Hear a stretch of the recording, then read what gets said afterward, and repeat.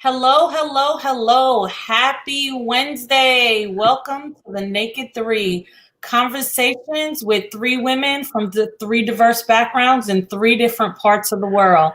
We are going to be practicing active listening compassionately, and hopefully, you guys will have as much fun as we do.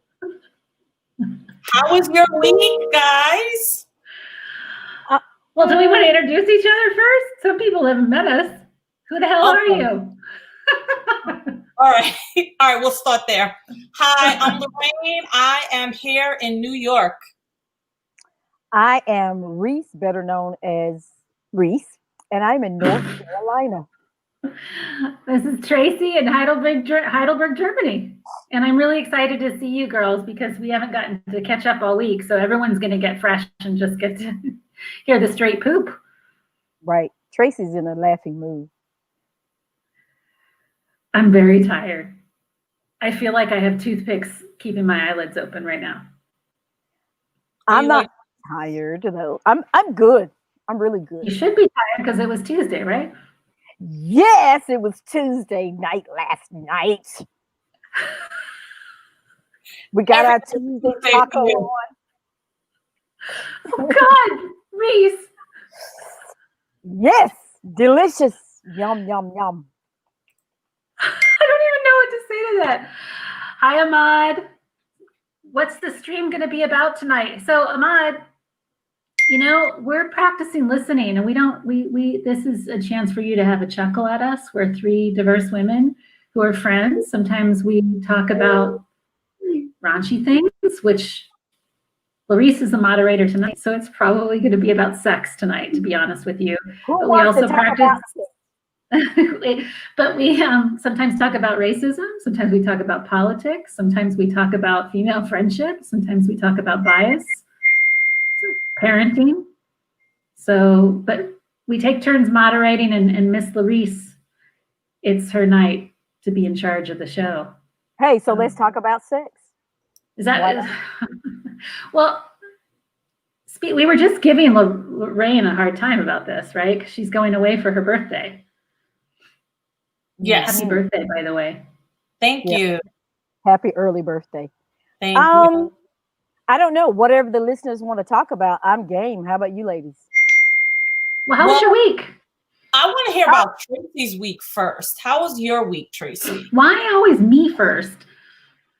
I'll go first. Yes. Go first. This is Wednesday. My week has been pretty good.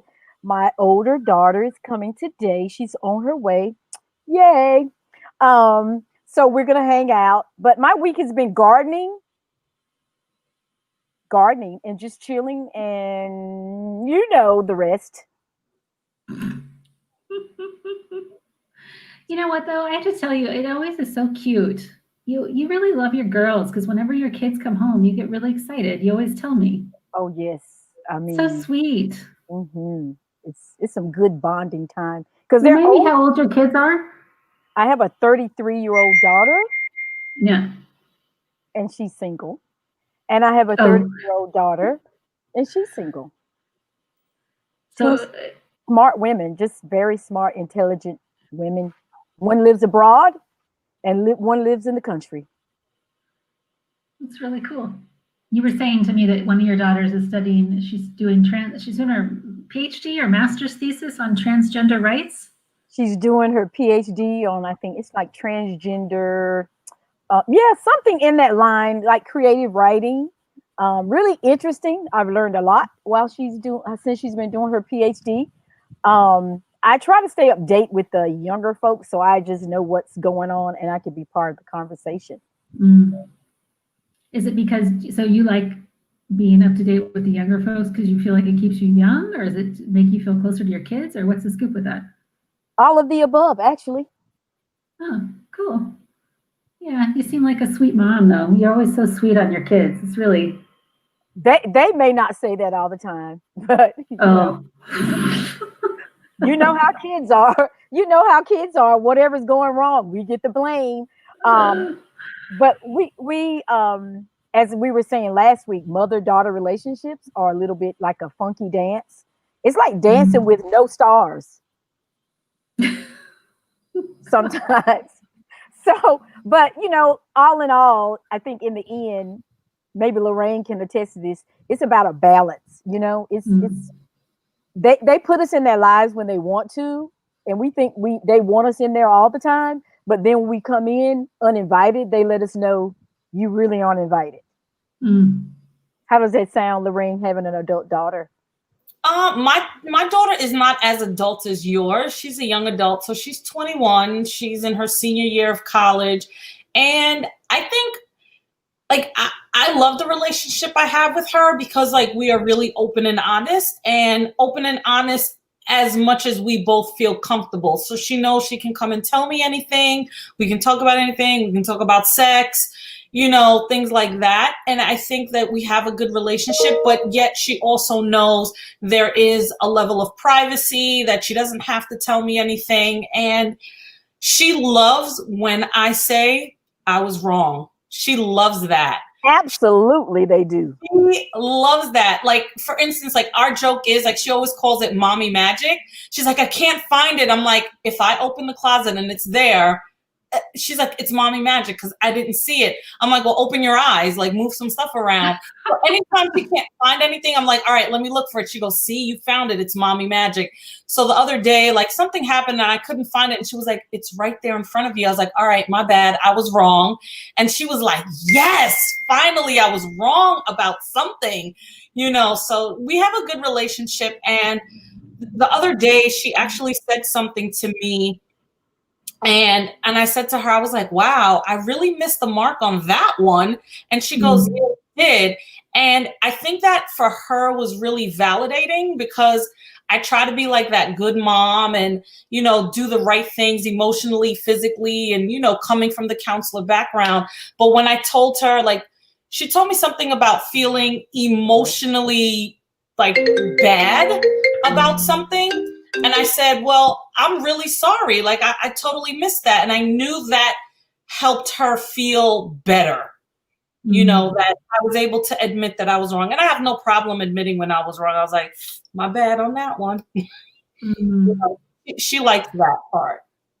That's really sweet. I mean, and I'm curious, did your parents do that for you? Did they admit when they were wrong? Because mine didn't do that. My parents never did that. Never. Still don't. Never.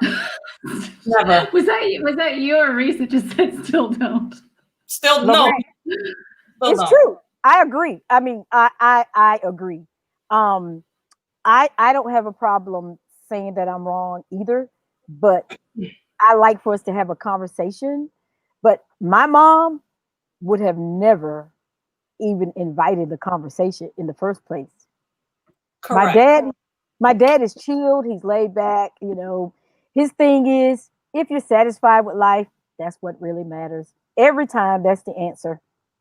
If you're halfway across the river, there's no need to swim back. It's just as far to swim back as it is to keep going.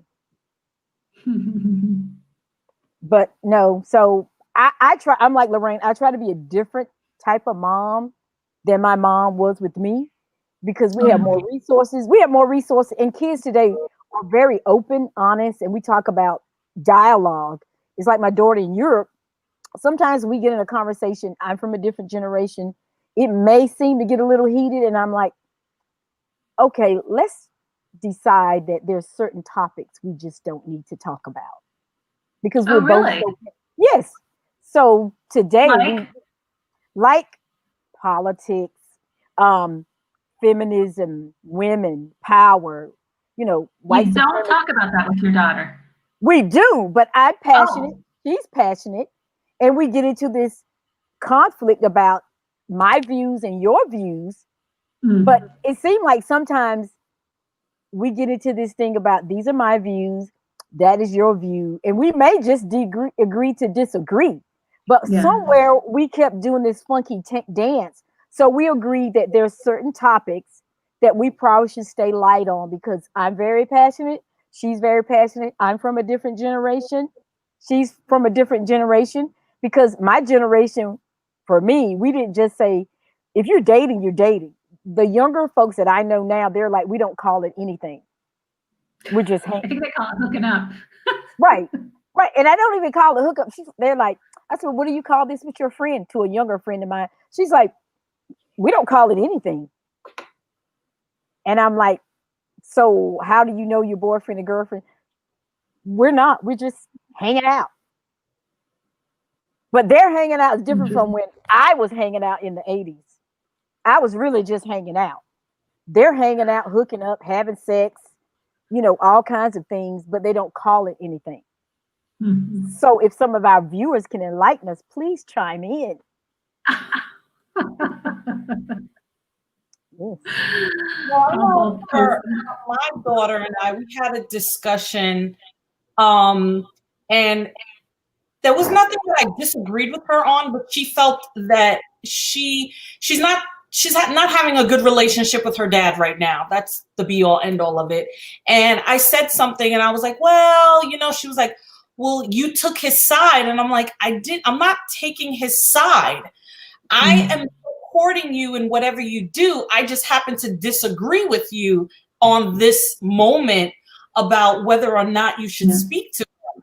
And she was like, well, you took his side and that's not fair. And I'm like, just because I disagree with you, that doesn't mean I didn't take his side, that I take his side. I am always on your side and I will always support you, but understand that support doesn't always look like me agreeing with you blindly. So like we've had to navigate through that. And I am thankful. I have like a wonderful therapist who has helped both of us navigate our issues separately and together. And I remember having this validating moment in therapy with her years ago. This is when she was probably like in middle school. And she goes, well, I just couldn't tell my mom. And the therapist says, no, that's not true. You can tell her. You choose not to, because I have worked with your mother on these issues for her to listen to you so she can hear you. So that was really like healing for her and for me, and I felt validated that I was doing the right thing by her. And, because you worry about that as the parent, you don't want to slip into those old habits that, your parents did with you. Like I come from a place, like my parents parented me the way they were parented, and you do as you're told as a child. I come from a place of you try to give the kid what they need with the same foundation that my parents gave me. Like my daughter has to say hello and good morning to any adult that comes into the room. She says, Miss, or like if she met you, Tracy, or met you, Lorice, she'd be like, hello, Miss Tracy. Hello, Miss Reeice. How are you? That sort of thing. So she's extremely polite. And those are values my parents instilled in me, but also understanding that each child needs something different. So I agree. And I think it's really nice that you, as a woman of color, stating that you are not opposed to therapy. I know a lot of people of color that I know are opposed to therapists. I'm a therapist and I have an awesome therapist. Whenever I run into a situation, particularly maybe with my children or even with my spouse, I call her up and say, hey, I might need a session on such and such date. Because I think if we go to that neutral place, we have these three of us as friends, but sometimes we have to go to this neutral place. And I think it's great that women of color and people of color are starting to embrace that therapy. It doesn't mean you're, quote, crazy. It just means you may be struggling and you need to have a third person or another neutral person to sort of give you some tools to navigate through those struggles.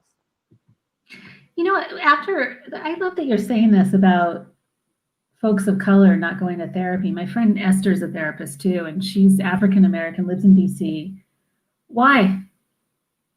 Why is that a thing? It's an old, for Black Americans in this country that I know, speaking from my experiences, it's about we're not crazy. And then it's about trusting. I know a lot of people of color do not trust a white male therapist. Well, and history. For good reason.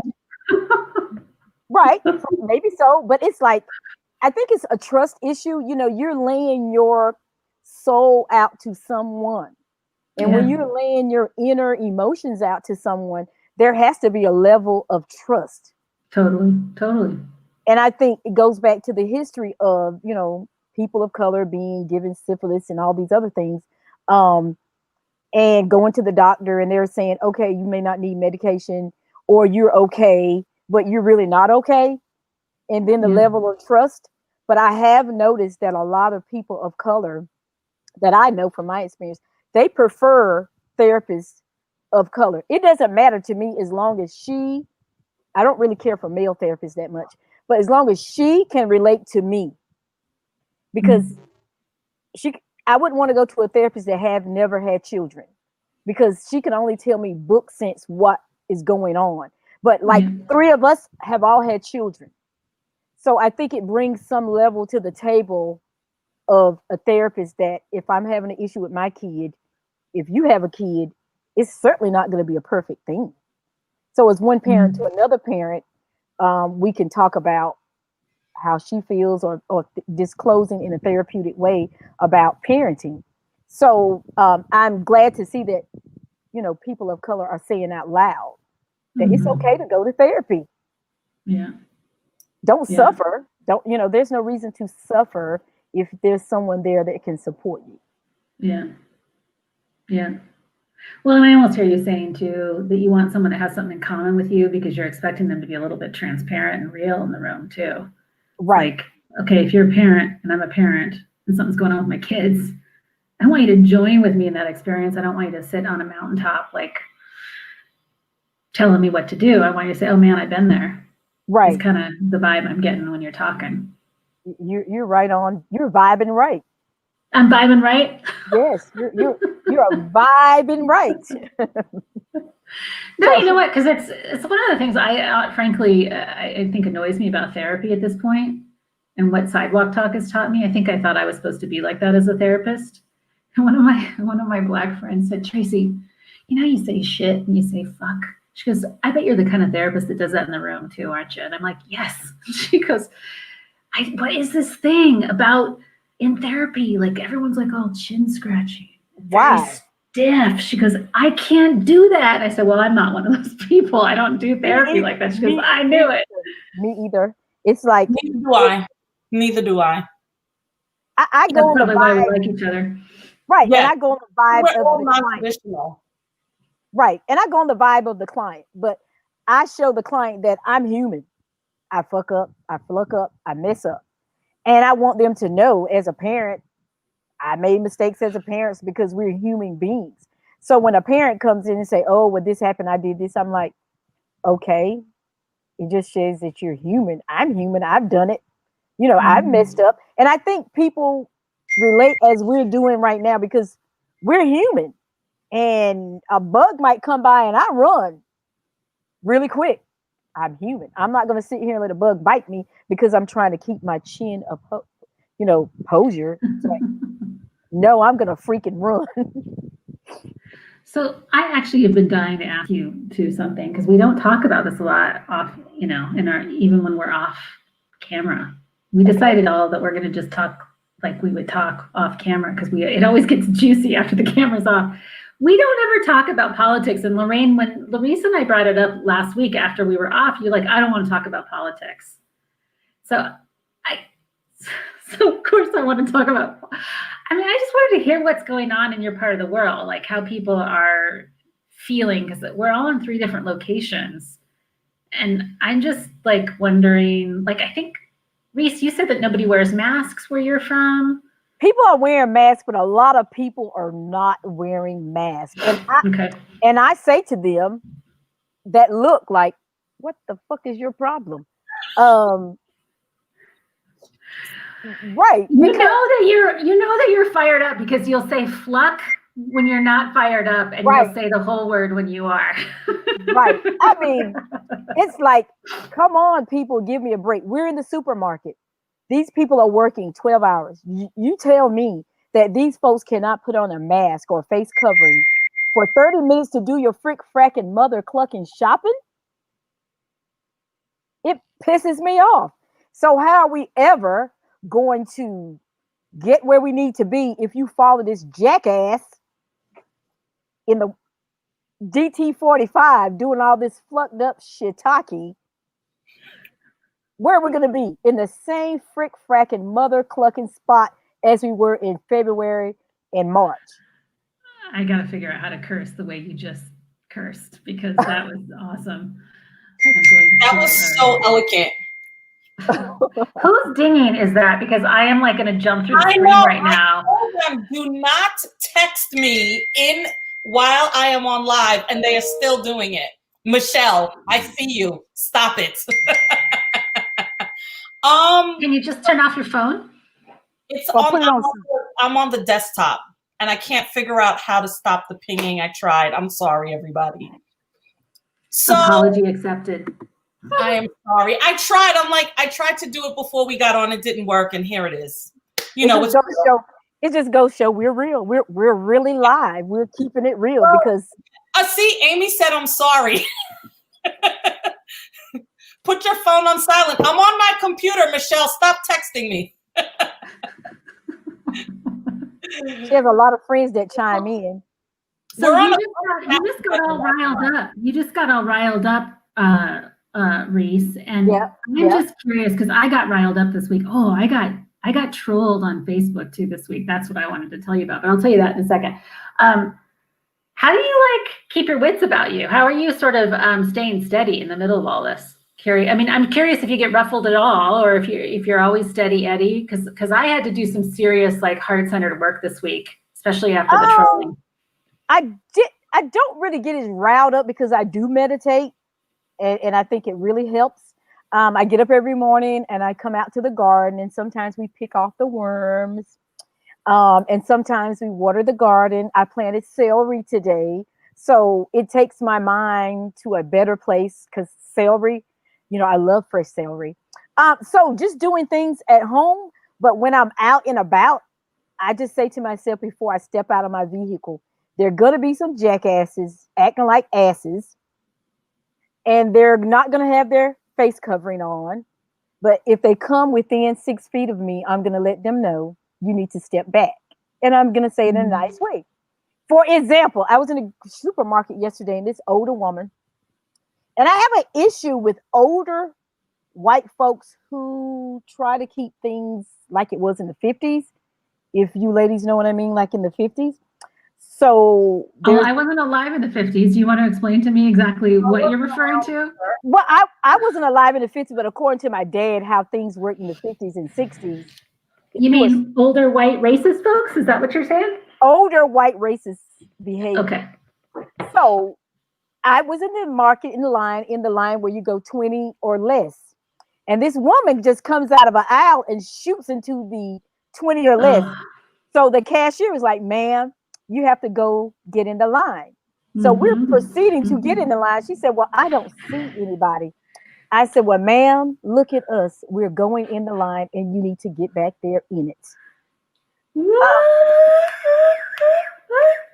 I was like, first my husband was like, it's okay. I'm like, it's not okay, because I thought about what my dad said. He was like, back in the day, as a young guy, he could be in line. And if a white person stood in front of him, you could do nothing but stand there. So in honor of my dad, when I see something I know is not a mistake, I'm like, you know, this is not cool. And she was like, there's nobody back there. I'm like, ma'am, we are going in the line. Do you see us proceeding? So you might want to get back in the line. So I think if we change the idea of some of the people who think how things used to be and they want to bring it back, I think when they say my America, they really mean my white America. And my thing is, we can all be here like a salad and live together and get along. We all like a salad, right? We all like a great salad. There's cucumbers, there's tomatoes, there's lettuce, there's onions. But a good salad, everything is dancing together, right? And it's getting along together. I like salad metaphor better than the whole melting pot metaphor that says we're supposed to melt down and be alike, because the salad, we're all different. Why do we need you and I have talked about this before. We love the whole idea of people staying different. Right. And I love the salad metaphor. It's cool. Right. Why do I need to melt to be like you? Why do I need to melt to be like my neighbor? Why isn't it okay that my neighbor be the neighbor and I am? The neighbor could be a cucumber. I'm a tomato. You're an onion. Yeah. Whatever else goes on salad. Why can't we just all dance in it together and get along? Yeah. Right. I embrace differences. I embrace differences differences too. And I feel I have no problem with people who are different from me. I love hearing stories. But for me, the politics, I realize the closer it gets to the election, I'm feeling like, and I haven't told you guys this before, because at the last election, the day after the election, my friend and I, two of my friends, two coworkers who are my friends, we were walking down the main road by where we work because we'd walk outside for lunch. It was nice outside. And a white van told us to go the F home. Wow. So, and at the time it was like, wow, that's like, really? This is what's happening? This is my home.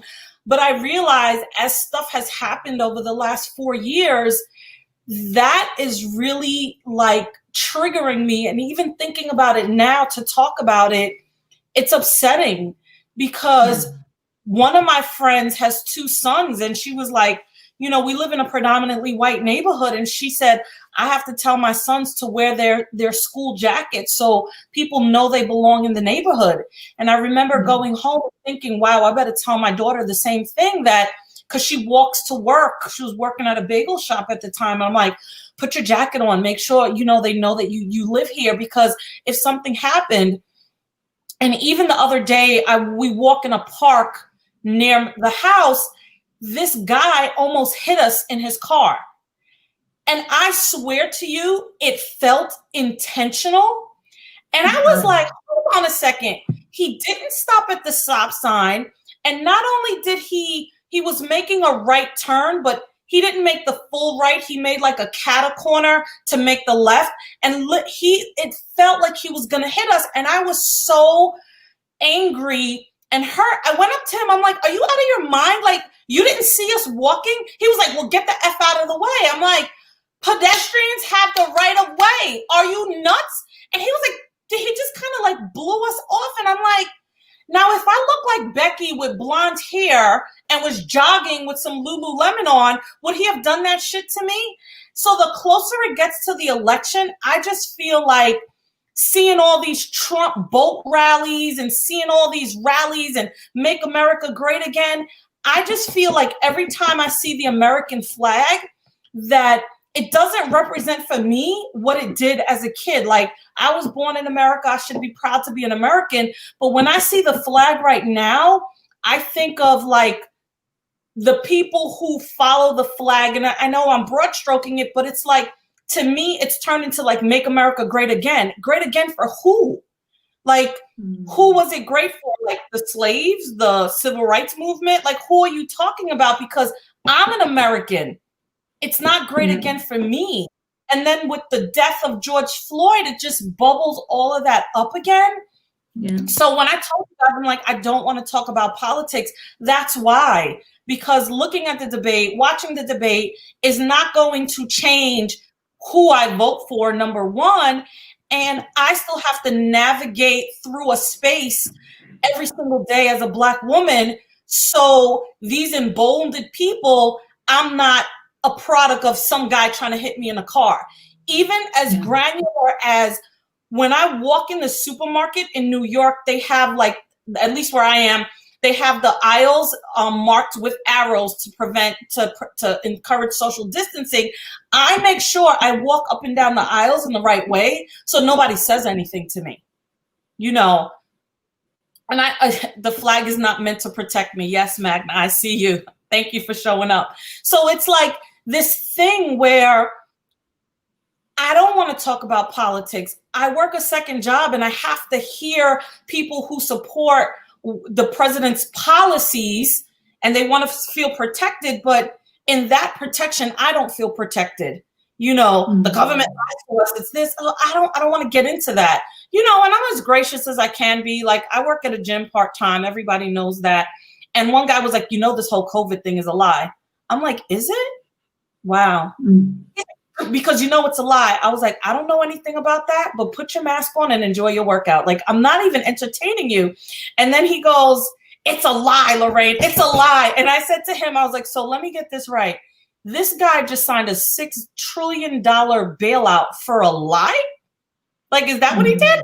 He was like, well, you know, the government lies to us. I said, yes, I agree. Go enjoy your workout. So I don't want to get into like these heated, I don't have a problem with people who have different ideas, and I can talk to them and have those things. But to me, the representation of what it turns into now, like, I definitely don't feel safe.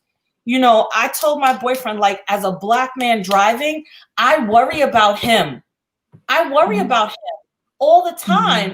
And he lives in the South, and he's a huge Raiders fan, go Raiders, and he has a flag of the Raiders on his car to represent his team.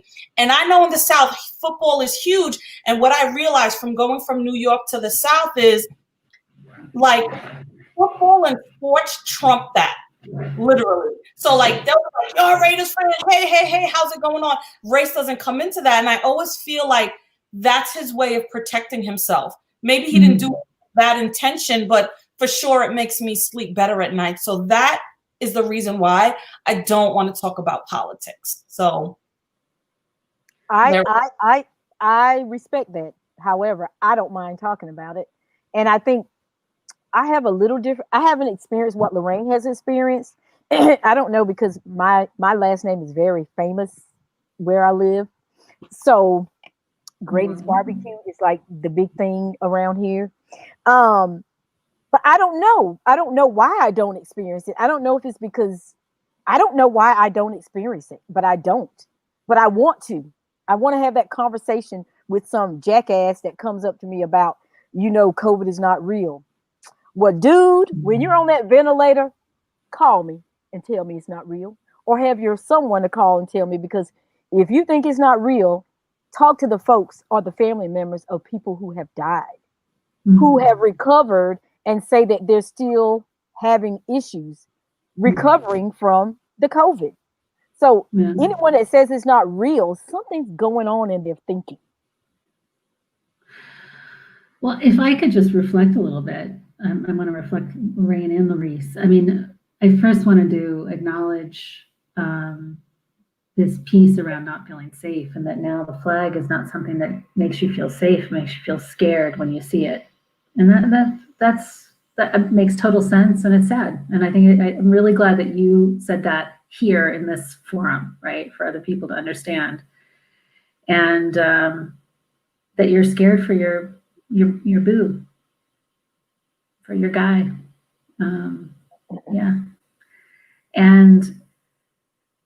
And that what you're asking is you're ultimately setting a boundary with me and Reeice and saying, hey, look, you ladies all can talk about politics, but not talking about politics is how I take care of myself. So I need you to respect that, is what I hear you saying. Yeah. I get it. I think one of the reasons I don't worry about my husband as much is because he's retired military. And as crazy as it sounds, I have noticed a lot of the Trump supporters really admire military service. And they don't seem to bother those individuals as much. However, I still say when he goes out alone, because he's a tall Black guy, be careful, you know. And there's certain things that he prefers me to say, like the lady in the supermarket. He preferred not to say anything to her, maybe because how it's going to be misconstrued or how she may react. But I'm like, even the color of my skin may be light, I'll go there just like anybody else. So it's just, I understand where Lorraine is coming. It's like this tiptoe things. People have to say certain things to certain people in a certain way because, you know, but I don't think the majority group has to be really worried about that. I actually feel like, and I'm just going to say this, I think a lot of white people are very fragile because things that our ancestors have taken, have endured, things that I hear some of my white friends complain about, I'm like, that's nothing compared to what we deal with as a Black culture. You know what I mean? If your hair's not just right, if your makeup's not just right, I got a wrinkle over here, I got a wrinkle over there. It's like the things that some of my ancestors and my grandparents tell me that have gone on, I don't really have empathy for this group when they're complaining about pissy stuff.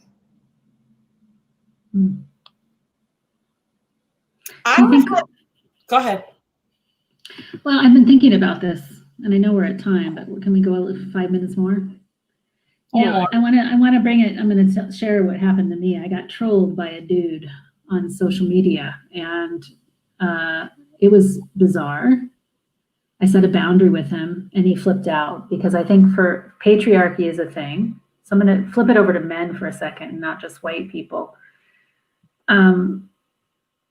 And I wonder, should I have empathy? I mean, he was abusive, right? And I agree with what Magna's saying. Like, I wasn't interested in being battered by him, but or battered by him. But I guess I do want to develop empathy. I think Daryl Davis is somebody that I admire a lot. He's the Black jazz musician who goes and makes friends with members of the KKK. Now, are we all meant to be doing that? No.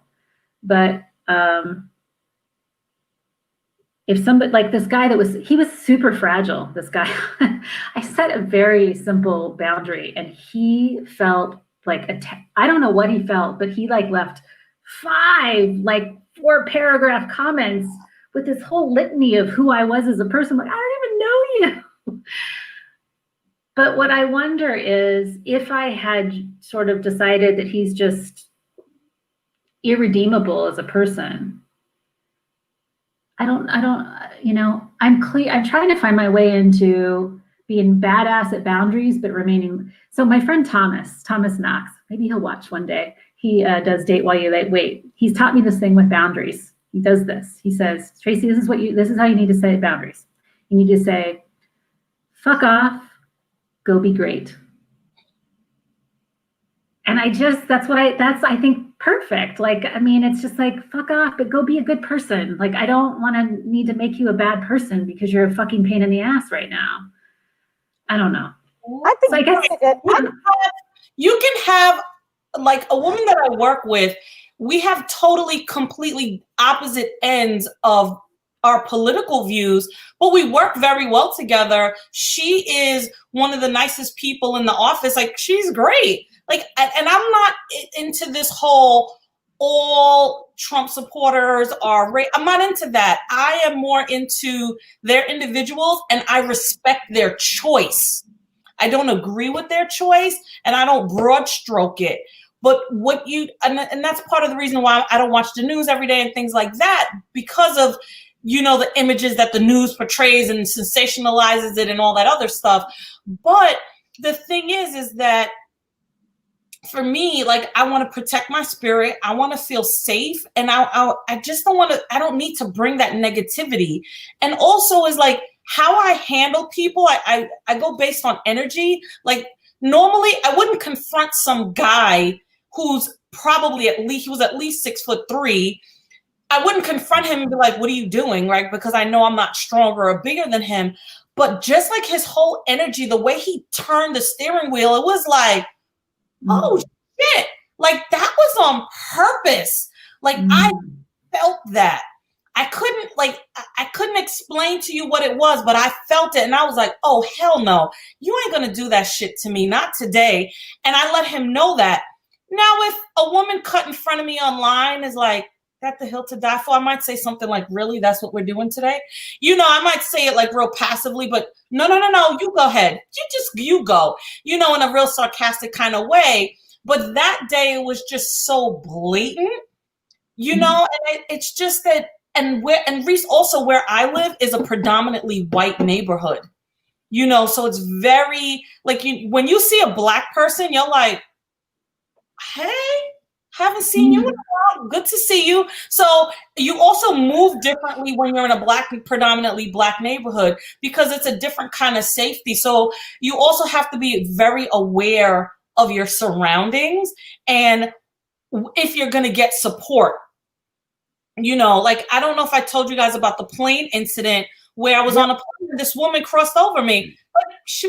Would she have done that to me if we were out in the open? Like, I consciously made a decision not to say anything to her as she stepped over me on the plane, because it was like, if I show my ass today, they're going to arrest me and she's going to walk off the plane and sleep well, and probably she doesn't even remember doing it and is sleeping well right now. Here I am years later still talking about it. But just having to make that choice of how you react in that situation is for your protection. Like, I remember thinking, like, I was with my daughter on a plane. My dad worked for the airlines. I know airplane marshals don't play around. That's a federal offense. So all of that is playing through my mind. If I get arrested, what's going to happen to my kid? And your dad. Right. So I decided not to say anything. But in the supermarket, if a woman cuts in front of me, I'd be like, really? That's what we're doing today? But interestingly enough, in the same vein, my friend pointed this out to me and I hadn't noticed it. In the week after George Floyd was murdered, white people were like super nice in the supermarket. They were like, oh, you go ahead. No. I'm sorry, I'm in the way. And then I was like, no, that's not happening. She's like, no, check it out, pay attention. And it was like everybody in the park would make eye contact with us. Good morning. Hi, how are you? I mean, it was just like the weirdest thing. Like, people in the park would say hello. It was just like weird. I mean, that has all faded since, but it was like, oh, so because it was so blatant, now you see us, whereas any other time you don't see us. So it's very weird. Yes, Magna, very true. Very true. Right. And my kids were saying they had, after all this stuff was happening, they had a lot of white friends just apologizing for, oh, you remember when we were in second grade and I did this, and your hair is in braids, and I remember I made a remark, I'm sorry. It was like, what the freak is going on? Or on Facebook, then they, want to be your friend that you haven't heard from since high school, but again, maybe it's a level of consciousness with some people, not just doing it to be fake. But again, it goes back to the salad. Why is it a problem that people cannot embrace the differences versus see differences as something bad? You know what I mean? It's like, I think Tracy is a kick-ass person. She's different. I think Lorraine is two times like kick-ass person. I look like a Betty. I'm a blondie. Right. A Becky. But but I'm just saying. Betty. Oh, Betty's the chick with the big boobs. Well, I look like a Betty too, so. Right. So I think if we're having dialogue like we're having, and we can respect the different views of individuals, I think that's how we move forward. We move ahead versus, those people need to go back where they come from. They're taking our jobs, or this is happening. It was like, who's going to wash your toilet? Who's going to cook your food? Who's going to keep your kids? If you're sending everybody back across the border, who the freak frack mother clucking is going to do your work? Immigrants brought this country to fruition. You know what I mean? If we sent all immigrants away, what would we have? White folks would have to do their own work. They would have to clean their own houses. They would have to cook their own food. You have to take their kids to school. And not every white person has a housekeeper, but the majority group know what I'm saying. They know what I'm talking about. So why not just try to move in closer and say, how do we make this work? Instead of, and I'm like, Lorraine, if you got a redneck flag, Confederate flag, along with the American flag, tell me how that makes sense. You know what I mean? Well, you said so much there, and I feel like I want to unpack it a little bit because I think it's important. I think that what I hear you saying is you really value difference, but why the heck is it so hard to value difference? And I loved what Magna just said. She said, because our whole country was built on this idea of a melting pot. And sorry, I'm going to do a plug for Sidewalk Talk, but that's what we're trying to do here, is to not do the melting pot. And that's why the three of us are talking, because I think some people, I think they get to watch me as a white woman that looks like a Becky, listen to you talk about not feeling safe walking down the street, seeing, is she going to be performative in some way? Or what did you talked to me about something a couple weeks ago about virtue signaling or whatever. Look, there's a lot of wounds here. It's like, I think that we don't come in and listen because we're so freaking uncomfortable and feel guilty. And it's tricky. It's tricky. I think that there's not a way to process the guilt when, I work with my kids with restorative justice. My kid just had served his first detention today at school. Man, he wanted his ass rescued from his first detention. I said, no way. You did wrong. And so we had to sort of make this and this is related to the conversation, I said, you are not a bad person. You are a good person. However, you have to repair the wrong that you did. And I think that's the hard thing that white folks, certainly myself, sometimes have, is I can't distinguish between repairing something and feeling like a shitty person. I'm not I love myself. I love myself so much. Some people go, oh, you should walk around with guilt all the time. I said, you know what? That is how you burden people of color, because then they have to take care of your guilt. And that's not the point. And that's not the point, is to be guilt. The point is acknowledge your behavior. And some people are afraid to acknowledge that, okay, yeah, my parents had slaves, or my grandparents had slaves, or my great-grand. Okay, if they did, it's not your fault that they did, but you, as a white person, got privilege from it. Just own it. I got some privilege from my parents or great-grandparents owning slaves. So let's have a dialogue. It doesn't mean that he or she agrees. It happened. Instead of being in denial and getting angry, just say it happened. What do we need to do? How can we talk about this? Instead of saying, oh my gosh, I feel so sorry that my grandparents were slave owners. It's like, you benefited from it. What are you going to do about it now? You benefited from it. And I think that's a conversation that now that you're benefiting from the system, how do you make it better moving forward? Right. So I'm not into this blame game. Like, well, you didn't know you benefited from the system. Okay. Now that you know, what are you doing to stop it? Because don't tell me that you didn't see racism before I brought it to the table. Right? I had a conversation with my boss, and we had this conversation about the way the old boss had treated me. And she goes, I really kind of thought there was some racial undertones to it, and I was like, so it's there. I didn't have to say it. So it was there. And then when she had done something to me, like in a meeting, it was like a microaggression. Well, I felt it was like a real aggression. And then we talked about it. And I said to her, and I was like, you said to me the old boss did that because I was Black, and you did the same exact thing. And she was like, I didn't even realize I did it. And I'm like, right. So thankfully, like, we got to a place where we can talk about it. But it's like, now that you're aware of it, you need to be able to point it out. And the thing that frustrates me is that if I say it's racist, people are like, are you sure? That's not really what happened. Maybe, but if you call it out, Tracy, and then you were like, wow, I think they mistreated that Black woman, they'd be like, you think so, right? Can you imagine? So it's like this level of like, Tracy gets the validation because she called it out, but if I say it, it's not true. It's not there. It has to be. It's not valid. It's not valid. If the white person didn't call it out, it's not really valid in the conversation, which it should be valid no matter what color the person is. If you're all behind a door and that person calls it out, then it's valid. For a quick example, a quick story of the same lines. I remember my daughter was in first grade.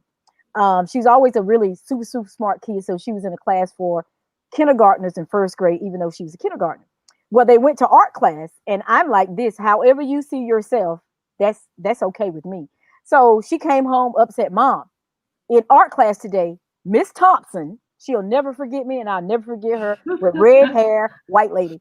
And she was like, she would not let me color my Santa black or brown. So I went to the principal. First, I went to her and have a conversation. What does she typically do? Stereotypical white lady. She cried. I'm not racist, blah, blah, blah. And I was like, why didn't you let my daughter color her Santa brown? Because she's brown and she wanted brown. Said, we're only using, quote, flesh tones. What the fuck is a flesh tone?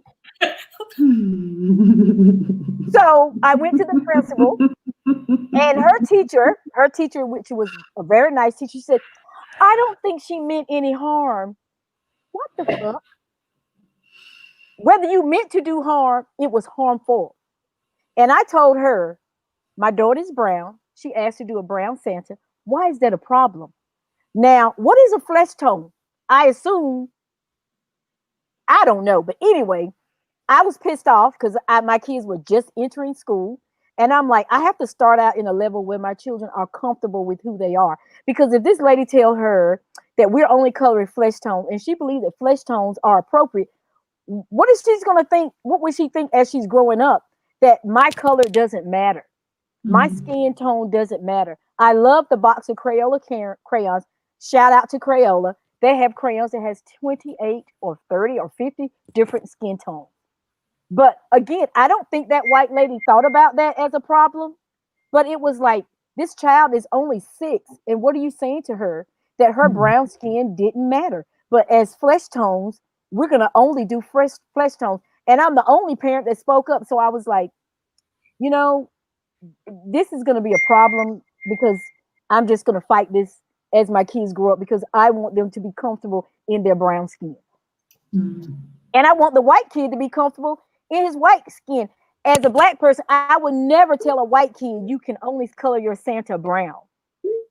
Right. You know what I mean? So I think that's the difference sometimes in the thinking of, you know, people who are in power. They just assume certain things, not being malice. But it's like we have to do a little bit of thinking. We've been forced to do thinking as people of color. We do. Yeah, we do. I was asking something after this guy trolled me. I said, tell me what the issue, why men, when you set a boundary and you're a woman with a man, many men react. And I feel like what they said about patriarchy rings true for racism and white supremacy as well. I said, because power is intoxicating, because we've learned to believe that dominance is how we have value. Right. And well, hot damn, that was an honest answer. These were really conscious men, right, that were willing to reflect. Hey, ladies, we got into the deep today, and we've also gone over 20 minutes. But I didn't want to interrupt because we were going into the deep. How was this for you to talk about this with all 3 of us live like this? Before we end, I just want to just check in and see if there's anything you need. It was very refreshing to just put that out there because I think a lot of people feel the way that are having these thoughts that we're having. And I think just putting out there to have the conversation, maybe it will help someone else start a conversation. Maybe they have a friend of a different culture, different color, skin tone, and it's a conversation. It's not to get in an argument about, but it's to get in to be more self-aware of others who are different. And not just skin tone, but it could be religion, it could be culture. I embrace multiculturalism to the 10th power. Well, I think it takes courage. I mean, you guys are talking, you're saying a lot of stuff about white folks, and I'm a white folk.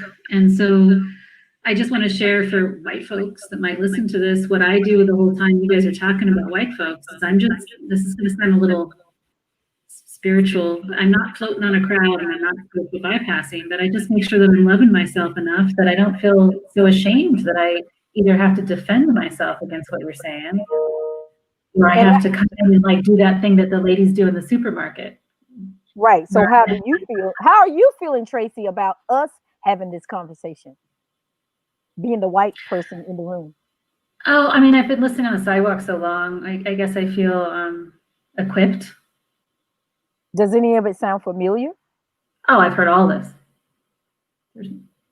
I think the thing that I most feel is as a friend, I could see you tear up, Lorraine, and I just felt protective of you and not thinking about race. I just wanted to give you a hug. Yeah, I felt the same. Right. And I think we have to have more empathy for each other. We, just walking down the street, just have empathy for people walking down the street. You know what I mean? You're at the end of your day, you take a nice leisurely walk and some jackass try to run you over. Maybe he's listening and he's going to think about, maybe I was a real jackass or maybe not. But I think if people probably are not. not. He did not have that kind of energy. I mean, it's to the point where I looked at my schedule for November and I said to my daughter today, I was like, do me a favor, do not work the day after the election. I don't want you outside. I don't want you in the supermarket where you work. I Mm-hmm. want you home. Make sure like you're not scheduled to be on campus for any classes, because I need you home, because I don't know what's going to happen outside. I need to know that you're home. Right. And I spoke to my boss, like, I'll be working from home, or maybe I need the day off. I don't know how I'll feel, but like, at least she's aware of what happened. And it's, and I remember when it happened, it was like, wow. And I didn't realize like how traumatic it was. Cause at the time it didn't feel as traumatic, but just with all the stuff that has happened since then, I feel like it's been packed on a little bit more. And for me, just being in this space, talking to you guys makes me feel better, because you guys get it. Like Reeice gets it, Tracy, you get it. And I just feel like it just reaffirms the reason why we want to do this live, because we want to model this behavior when you go outside in the world, right? So here's something, take something away, and how are you going to move differently in the world? So for me, being friends with Tracy and speaking to her on such intimate levels reaffirms to me that not all white people are going to be that guy that tries to run us over. And don't get caught up in that the man is going to kill us and all that stuff, because I can totally go there. Like, I can spiral out of control. And then talking to Reeice is a reminder of, you know, what I hope to have in my relationship every Tuesday, you know, those kind of things. So it's like reaffirming, and just like, and you know, I sent her a screenshot because Magna, if you came late to the party, Lorraine is talking about sex, just to be clear. So the viewers don't know, like, we don't talk to each other like a lot offline. So this is most of what our conversation is like. But Lorice sent me a text message last week, and she was like, I just feel really connected to you guys. Like, you guys get it. And then I screenshotted it and I sent it to Tracy, because I know she's 6 hours away, because it's like, this is really what we want as women, like, to feel connected. We want and people need connection, right? You talk to your friends, and it's like, that's what the world is craving. And I feel like a lot of people in the world right now, they're faking it. Like, they're not getting emotionally naked. They're not talking about the elephants in the room. They're not talking about racism, because they're afraid. And it's like, for me to share that with you guys live, and people who are looking at the feed, they know what happened. They were there when it happened, when I had to come back to work and work that day. And I don't think they realize, like, 4 years later, that it still affects me. That how that incident, just one guy in a white van saying, go the F back home, that how that shapes how I walk through the world and how I parent my kid. Right. And the other thing that people might not know, we've never met in person. We're going to. Right. But again, and I know we have to go, but it's true. It's like, if one person today just get what we're saying, just reach out to someone different.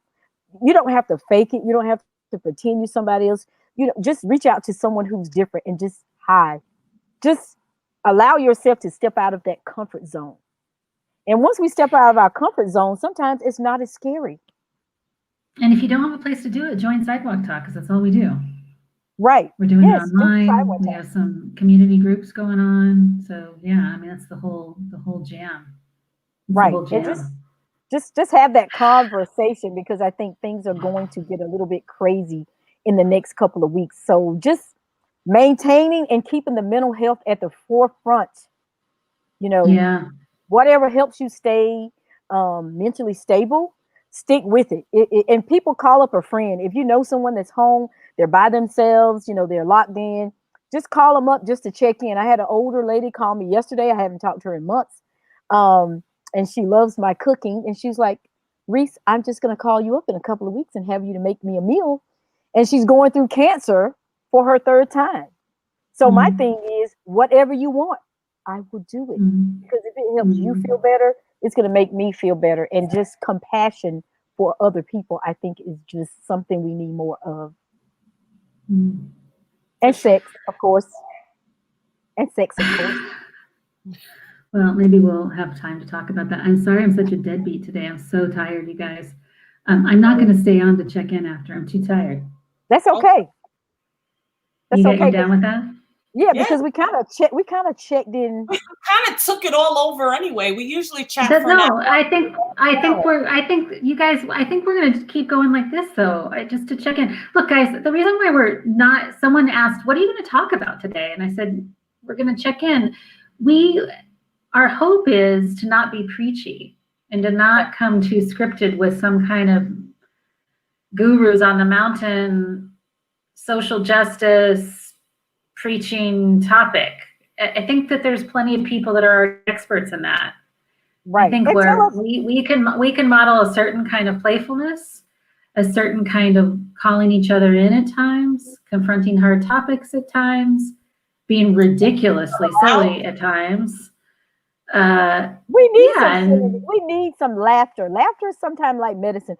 And I think that's why a lot of comedians make the money they make, because sometimes we just need to laugh at our set. We just need to laugh because things are so serious now that just have a great laugh till you almost piss your pants kind of laugh. Sometimes we need that. If you piss your pants, it's okay. Just change them. Or shit in the toilet. Yeah. I knew someone was going to go there. You mean on the plumber's bed? That is the worst effing story, and I cannot believe that I said that out loud. I couldn't help it. And when we first started and said, does anyone have anything embarrassing? I'm like sitting here going, I don't think I have anything embarrassing. And I went, oh yeah, I do. I couldn't help because it. you put it out of your mind. Right. But okay. I do want to. So I'm going to tell a funny. I'm going to make everyone laugh. Then I'm going to detour as a way to sign off. Just totally unrelated to everything, but I'm a little sweet on my son. You know, the one that got in trouble today. He is a little shithead. I love him. He's like Jim Carrey on steroids.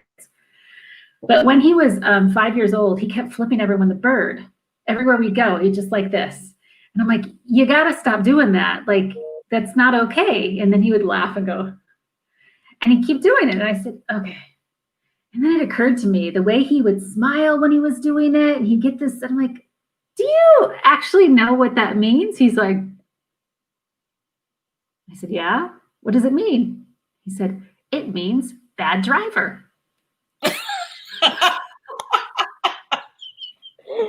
Oh my goodness. Wow. So no wonder he didn't know how to stop. He's like, wait, I'm just telling you you're a bad driver. Anyway, wow. I just thought I'd lighten the load and put a little joke in there at the end. Sounds good. I love you, ladies. I did have frequent flyer tickets out to New York because my husband was going to come try to get his citizenship to vote in this election, but he can't. So I have a ticket to New York City. As soon as it's safe to travel, I'll be coming over to go and do some dancing. Oh, wow. Wow. Woo! And Will you check out if the shrine is still open? I'll look it up. Probably not, but they're an institution. All right. All right, ladies. Till next week. Have a great week. Have a great rest of the week. I'm going to enjoy. Thanks, folks, for watching. All right. Love you guys. Bye. Love you, ladies. Bye. See you next week.